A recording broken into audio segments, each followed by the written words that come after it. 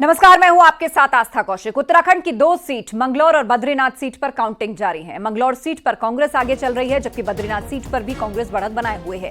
10वें राउंड की गिनती चल रही है। इसके अलावा बद्रीनाथ सीट पर 10वें चरण में कांग्रेस के लखपत बुटेला 3,371 मतों से आगे हैं।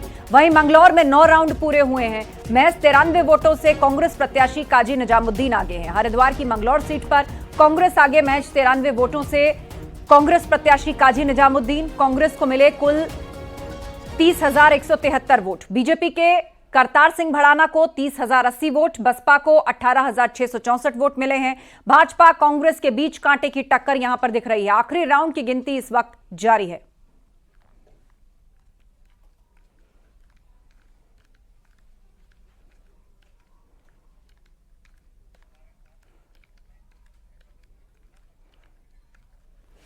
और इस वक्त हमारे साथ हरिद्वार से पुलकित शुक्ला फोन लाइन पर हैं और चमोली से नितिन सोमवाल।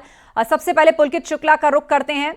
पुलकित, बीजेपी और कांग्रेस के बीच में कांटे की टक्कर चल रही है। उपचुनाव को लेकर आखिरी दौर की वोटिंग जारी है। बहुत कम मार्जिन से काजी निजामुद्दीन आगे चल रहे हैं। बद्रीनाथ सीट पर हालांकि कांग्रेस आगे है। जी बिल्कुल, देखिए मंगलौर सीट की जो उपचुनाव के जो नतीजे हैं वो बहुत ज्यादा दिलचस्प मोड़ पर आ गए हैं। जैसे सुबह देखा जा रहा था, जब काउंटिंग शुरू हुई थी तो उसमें जो बीजेपी के प्रत्याशी थे वो तीसरे नंबर पर चल रहे थे और वो काफी कम वोटों से जो है पीछे चल रहे थे। और जो कांग्रेस के प्रत्याशी है काजी निजामुद्दीन, वो अच्छे खासे वोटों से आगे चल रहे थे। लेकिन जो है 6वें या 7वें राउंड की गिनती खत्म होने के बाद जो है ये स्थिति बदली है और उसके बाद जो बीजेपी के प्रत्याशी है करतार सिंह भड़ाना, वो दूसरे नंबर पर आ गए और मार्जिन भी लगातार कम होता चला गया है। अभी 9 राउंड की काउंटिंग खत्म होने के बाद महज 93 वोटों का अंतर रह गया है, जिससे कांग्रेस के जो प्रत्याशी हैं वो आगे चल रहे हैं। और इसमें जो बहुत ज्यादा कांटे की टक्कर जो है वो भाजपा और कांग्रेस के बीच में इसमें देखी जा रही है। अभी तक इस तरह की कांटे की टक्कर भी इस सीट पर किसी भी चुनाव में देखने के लिए नहीं मिलती थी। इस सीट पर जो भी कांटे की टक्कर होती थी वो कांग्रेस और बसपा के बीच में होती थी, लेकिन बसपा यहाँ पर तीसरे नंबर पर जो है खिसक गई है और जो पूरी तरह से जो टक्कर है वो कांग्रेस और भाजपा का ये चुनाव हो गया है। 9 राउंड पूरे हो चुके हैं। 10वें राउंड की जो गिनती है वो चल रही है। किसी भी समय जो जानकारी है कि हार जीत का क्या अंतर रहेगा, किसके सिर पर जो है जीत का सेहरा बंधेगा और किसको हार का मुंह देखना पड़ेगा, ये जो पूरी जानकारी है किसी वक्त आ सकती है। और फिलहाल वीवीपैट मशीनों का भी मिलान चल रहा है। पोस्टल बैलेट के जो वोट है उनकी भी गिनती चल रही है। तो फिलहाल बिल्कुल जो 10वां राउंड है वो हर तरह से पूरी तरह से फाइनल राउंड होगा और बहुत जल्द ये नतीजे सामने आने वाले हैं कि क्या पहली बार अभी तक के इस सीट के इतिहास में उत्तराखंड राज्य के गठन के बाद से क्या पहली बार बीजेपी इस सीट को जीतने जा रही है, या कांग्रेस के जो पूर्व विधायक हैं काजी निजामुद्दीन वो अपनी जो बची हुई साख है, जो खोई हुई साख है, उसको वो दोबारा से पाएंगे। तो बहुत जल्द ये नतीजे सामने आने वाले हैं 10वें राउंड की काउंटिंग समाप्त होने के बाद। जी बिल्कुल, आप नजर बनाए रखिए। चमोली से नितिन सोमवाल हमारे साथ है, उनसे भी अपडेट ले लेते हैं। जी नितिन, क्या अपडेट है भाजपा और कांग्रेस के बीच में कांटे की टक्कर? जी निश्चित रूप से शुरू में जिस तरीके से लग रहा था कि कांग्रेस के जो प्रत्याशी है लखपत सिंह बुटोला वो लगातार लीड करते चले जा रहे थे, लेकिन अब जैसे ही 10वें और 11वें चरण की मतगणना हुई है उसमें कहीं ना कहीं बीजेपी के जो प्रत्याशी हैं राजेंद्र भंडारी वो थोड़ा सा लीड करते हुए नजर आ रहे हैं। लेकिन फिलहाल अभी जो आखिरी 14 राउंडों की जब मतगणना होगी उसके बाद ही स्थिति स्पष्ट हो जाएगी। लेकिन फिलहाल कांग्रेसी कार्यकर्ता सड़कों पर हैं, जश्न मना रहे हैं और लगभग अपनी जीत को पक्की मान रहे हैं। लेकिन फिलहाल अभी जो 3 राउंड और बचे हैं उसके बाद ही स्थिति स्पष्ट हो पाएगी कि कौन प्रत्याशी इस सीट पर कितने वोटों से जीता है। जी बहुत शुक्रिया आप दोनों का, नजर बनाए रखिए, आगे भी हम आपसे अपडेट्स लेंगे। और अब रुक करते हैं अगली खबर का। टीचर्स के ऑनलाइन अटेंडेंस में थोड़ा बदलाव हुआ है। अटेंडेंस अपलोड करने के लिए सुबह 8:30 बजे का जो प्रतिबंध था उसको हटा दिया गया है। टीचर अब टैबलेट के जरिए स्कूल टाइम में किसी भी समय हाजिरी लगा सकेंगे।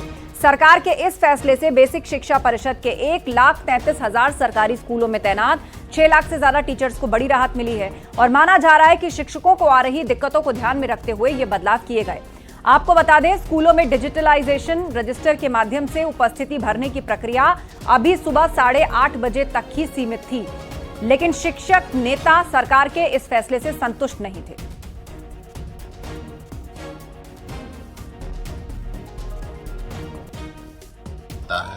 हमें तो इसके पीछे कोई साजिश नजर आती है। हमारे संघर्ष को तोड़ने का प्रयास किया जा रहा है, क्योंकि जब हमारा शिक्षक विद्यालय में समय से उपस्थित हो रहा है तो पूरे समय में उपस्थिति लगाने का क्या मतलब है। अभी आज 6 दिन हो गए हैं संघर्ष के, लेकिन उच्च अधिकारियों द्वारा हमारे शिक्षक संगठनों से किसी भी प्रकार की वार्ता नहीं की गई है। हमारे शिक्षक संगठनों का स्पष्ट कहना है कि जब तक हमारा मूलभूत समस्याओं का निस्तारण नहीं हो जाता तब तक हमारा संघर्ष जारी रहेगा। जैसा कि कल डीजी महोदय के एक आदेश आया है, उस आदेश में दिया हुआ है कि सभी शिक्षक प्रार्थना के समय उपस्थित होंगे, सबकी फोटो खींची जाएगी और उस फोटो को जो टैबलेट मिला उसमें सुरक्षित रखा जाएगा। तो बात तो वही हो गई ना, उन्होंने अपनी वाकपटुता के कारण, उनकी पूरी टीम ने अपनी वाकपटुता के कारण उसी आदेश को घुमा दिया, उसमें कोई रिलीफ नहीं दिया।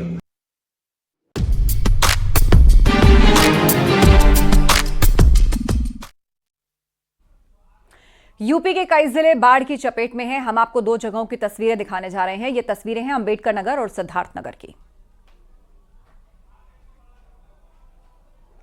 नेपाल से कई लाख क्यूसेक पानी छोड़ने के बाद अंबेडकर नगर में सरयू और घाघरा नदी उफान पर है।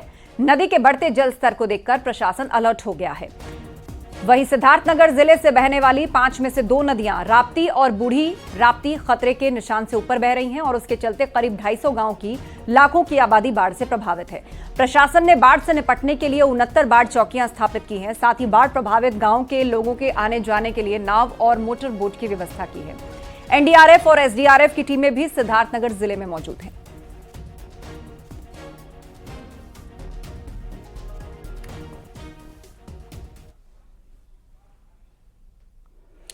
शाहजहांपुर में बाढ़ का पानी लगातार तबाही मचाए हुए है। यहां शहर के मुख्य मार्गों पर कारें डूबी हैं तो बाढ़ में फंसे लोगों को बचाने के लिए एनडीआरएफ की स्टीमर सड़कों पर दौड़ रहे हैं। यहां पर गरा नदी का जलस्तर खतरे के निशान से 1 मीटर ऊपर है, जिसकी वजह से बड़ा इलाका बाढ़ की चपेट में है। फिलहाल पुलिस और प्रशासन के अफसर लगातार मोर्चा संभाले हैं। शहर से गुजरने वाली मुख्य नदी गर्रा इस वक्त उफान पर है। दियूनी बैराज से छोड़ा गया पानी शहरी क्षेत्र में तबाही मचा रहा है।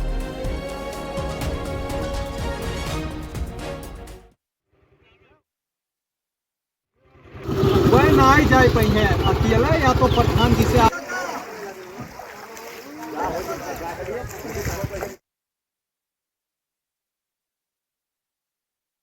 काफ़ी पानी कल भी बढ़ा था, परसों भी बढ़ा था। आज करीब 10-12 इंच पानी कम हुआ है और संभावना है शाम तक हो जाएगा। राहत शिविर भी हमारे चल रहे हैं 11 और तमाम लोग हम लोग रिसीव कराएं। कल परसों में बहुत लोग नहीं निकलना चाह रहे थे, लेकिन आज निकल रहे हैं तो उनके लिए भी एनडीआरएफ एसडीआरएफ और 10 नावें फर्रुखाबाद से मंगा हम लोग निकाल रहे हैं। कहीं कोई जनहानि नहीं है। हम लोग अभी सेहरा मोह भी गए थे और अजीजगंज भी गए थे। हम एसपी साहब, मेयर साहब, सभी नगर आयुक्त साहब हम लोग लगे हैं लगातार। और पीलीभीत के लोग बाढ़ के कहर से अभी उबरे भी नहीं थे कि एक बार फिर से भीषण बाढ़ का खतरा मंडराने लगा। जिला प्रशासन ने बाढ़ को लेकर अलर्ट जारी किया और लोगों को नदी से दूर रहने की अपील की गई। क्लीनर, तहसील और ट्रांस शारदा क्षेत्र के लोगों को खासतौर पर सतर्क रहने को कहा गया है। बनबसा बैराज से 1.5 से 2 लाख क्यूसेक पानी छोड़े जाने की संभावना है, जिसके चलते पीलीभीत में बाढ़ का खतरा एक बार फिर से मंडराने लगा है।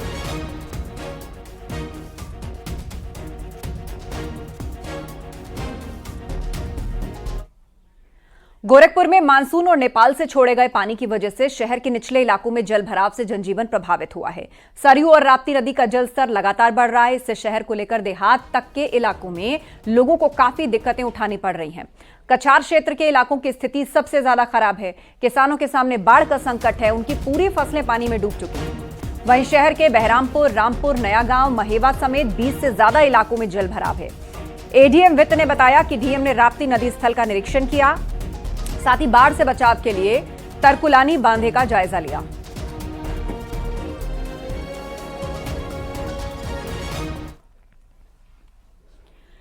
वित्त मंत्री सुरेश कुमार खन्ना ने शाहजहांपुर शहर क्षेत्र के बाढ़ग्रस्त क्षेत्रों में जाकर हालात का जायजा लिया। इस दौरान उन्होंने बाढ़ प्रभावित परिवारों से बात की, उनकी समस्याएं सुनी। सुरेश खन्ना प्रभावित परिवारों को राहत सामग्री बांटते हुए नजर आए और शासन प्रशासन की ओर से बाढ़ से प्रभावित परिवारों का हर संभव मदद का भरोसा दिया गया।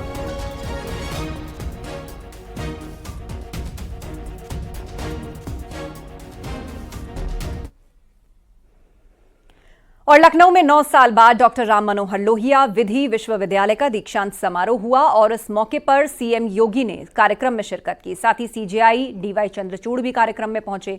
132 मेधावियों को पदक और सम्मान दिया गया। साथ ही 2000 से ज्यादा छात्रों को डिग्रीज मिली।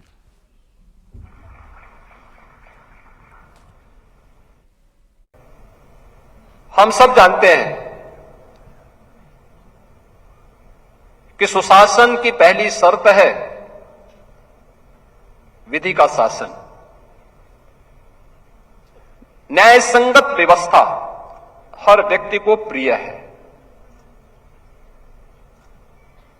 और न्याय समय पे हो, समयबद्ध तरीके से हो, इसके लिए उस फील्ड के ज्ञाता, उस फील्ड के विशेषज्ञ उतने ही महत्वपूर्ण होते हैं। विधि के शासन के लिए ही आज भारत जाना जा रहा है। परसेप्शन बदलने में, आम जन की धारणा को बदलने के लिए, देश और दुनिया की धारणा को बदलने के लिए यह अत्यंत बड़ी भूमिका का निर्वहन करता है।